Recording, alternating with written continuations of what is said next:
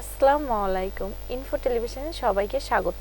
খবর পড়ছি আমি প্রিয়া রানী। শুরুতে রয়েছে সংবাদ শিরোনাম। গাজা জুড়ে ইসরায়েলের অবিরাম হামলা, নিহত আরও 50। এশিয়া কাপ নিয়ে দেশে ফিরেছেন তামিম ইমনরা।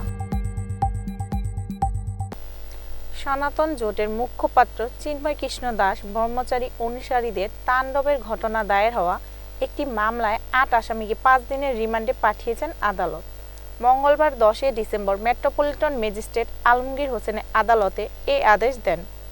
বিএনপির স্থায়ী কমিটির বৈঠক গুলশানে দলের চেয়ারপারসনের কার্যালয়ে অনুষ্ঠিত হয়েছে। সোমবার রাত ৮টা ৪০ বৈঠক শুরু হয়ে রাত ৯:৩০টায় শেষ হয়েছে বলে বিএনপির মিডিয়া সেলের সদস্য সাইরুল কবির খান জানান।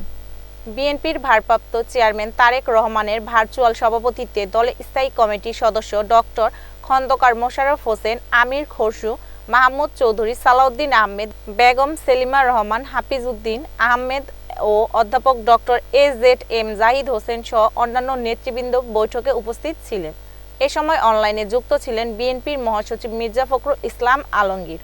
ফিলিস্তিনের অবরুদ্ধ গাজা ভূখণ্ডে ইসরায়েলি বর্বর হামলায় একদিনে কমপক্ষে আরও 50 ফিলিস্তিনি নিহত হয়েছেন।